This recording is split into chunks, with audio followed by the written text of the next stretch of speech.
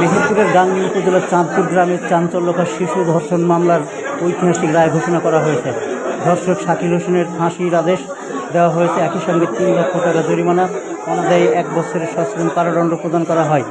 রবিবার দুপুরে এক জনাকীর্ণ আদালতে শিশু সহিংস দমন ট্রাইব্যুনাল মেহেরপুরের বিচারক মোহাম্মদ তাজুল ইসলাম এ রায় ঘোষণা করেন।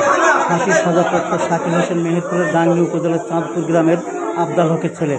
মামলার বিবরণে জানা গেছে, 2025 সালের 16 জুন গাংনী উপজেলার চাঁদপুর দক্ষিণপাড়া গ্রামের ইসানুল হকের 9 বছর বয়সী শিশুকন্যা তার পিতার জন্য মাঠে খাবার নিয়ে যাওয়ার পথে শাকিল হোসেন তাকে কৌশলে ডেকে একটি পাত খেতে নিয়ে জোরপূর্বক ধর্ষণ করেন।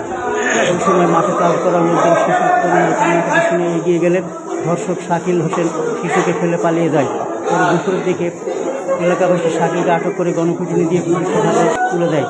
পরে ওই শিশুর পিতা ইসানুল হক বাদী হয়ে গাংনী থানার নারী ও শিশু নির্যাতন দমন আইন 2000 সংশোধিত 2026 এর 9(1) ধারায় একটি মামলা দায়ের করেন, যার মামলা নং গাংনী থানা 19 তারিখ 16/6/2025, শিশু সহিংসতা দমন ট্রাইব্যুনাল মামলা নং 36 জিআরপিএস নং 182/25।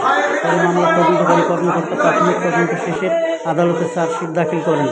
মামলাটি মাত্র 29 কার্যদিবসে নিষ্পত্তি ঘটানো হয় এবং দ্রুত রায় সম্পাদনের লক্ষ্যে দূরের সাক্ষীদের ভার্চুয়ালি সাক্ষী গ্রহণ করা হয়।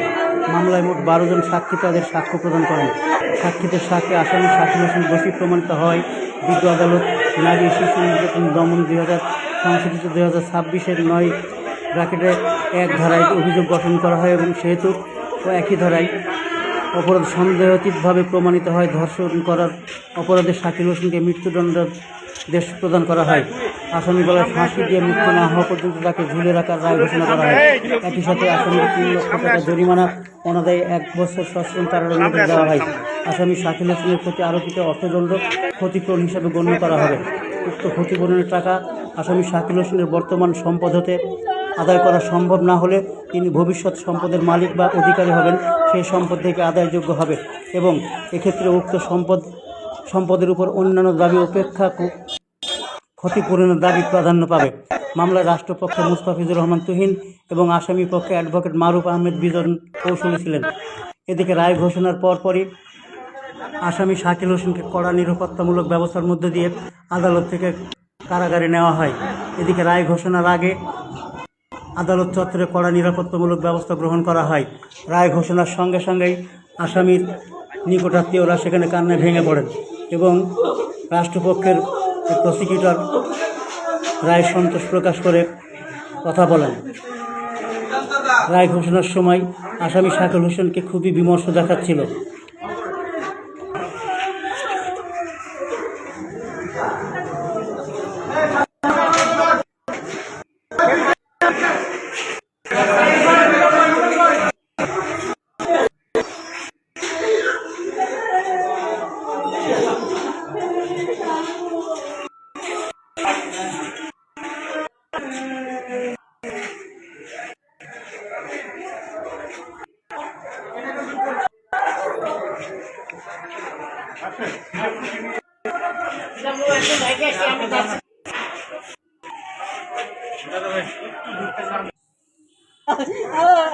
রাষ্ট্রপক্ষের কৌশলী পাবলিক প্রসিকিউটর মুস্তাফিজুর রহমান তুহিন বলেন, আমিসাকে ধর্ষণ পরবর্তী হত্যাকাণ্ড ঘটনা নিয়ে সারা দেশে যখন একটা উদ্বেগ পরিস্থিতি, বিচার বিভাগ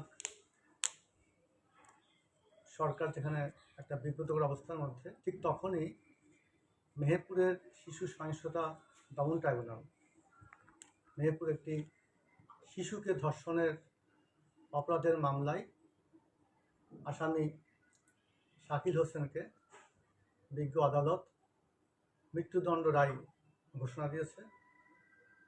সেই সাথে 3 লক্ষ টাকা জরিমানা, অনাদায়ী আরও 1 বছর জেল। এই রায় ঘোষণার মধ্যে দিয়ে এদেশে শিশুর প্রতি যে সহিংসতা সেটা রোধ এবং শিশুর সুরক্ষায় এই রায় অনেক ভূমিকা রাখবে এবং অপরাধীরা শিশুদের প্রতি যে সহিংস মনোবৃত্তি কিংবা যে শিশুদেরকে বিভিন্ন কাজে তাদেরকে ব্যবহারের যে প্রবৃত্তি, সেখান থেকে অপরাধীরা নিবৃত হবে। সবচেয়ে উল্লেখযোগ্য বিষয়, বাংলাদেশে প্রচলিত আইনে যে দ্রুত বিচার সম্ভব সেটা এই আদালত প্রমাণ করেছে। এই মামলাটি সিএস দাখিলের পর মাত্র 29 কার্যদিবসে মামলাটির জাজমেন্ট হলো।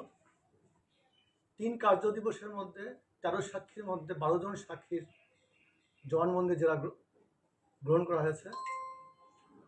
দূরের সাক্ষীদেরকে, যাদের আসা তাৎক্ষণিক সম্ভব না, দূরের সাক্ষীদের ভার্চুয়াল সাক্ষীর মাধ্যমে তাদের জবানবন্দি জেরা গ্রহণ করা হয়েছে।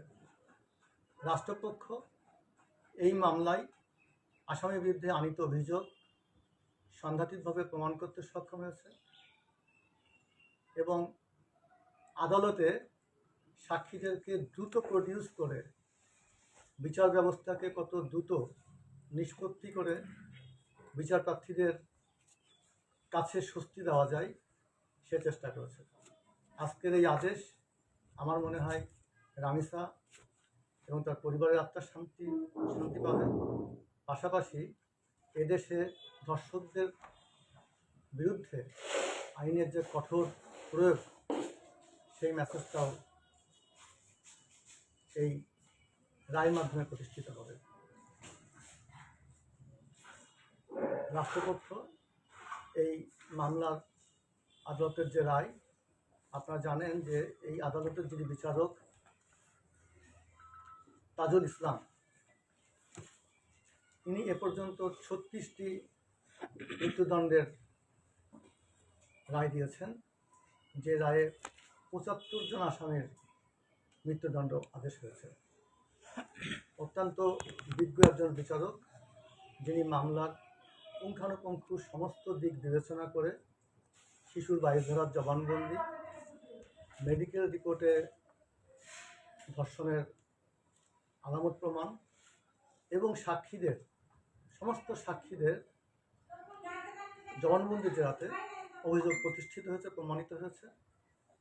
সার্বিক দিক বিবেচনাতে বিজ্ঞ আদালতের বিচারক তাজুল ইসলাম এই রায় ঘোষণা করেছেন। আমরা মনে করছি এই রায়ের মাধ্যমে শিশু ভিকটিমের, যে শিশুটি ধর্ষণের শিকার হয়েছিল, আজকে সেই শিশুর পরিবার আদালতে উপস্থিত ছিল। গণমাধ্যম কর্মীরা আদালতের রায় ঘোষণাকালে উপস্থিত ছিল এবং সাক্ষীদের জবানবন্দি জেরাতেও সমস্ত পক্ষকে আদালতে উপস্থিত থেকে এবং আসামির উপস্থিতিতে সমস্ত সাক্ষীদের জবানবন্দি জেরা শ্রবণ শেষে আদালত আইনের প্রতিটি দিক অনুসরণ করে এই রায় ঘোষণা করেছে।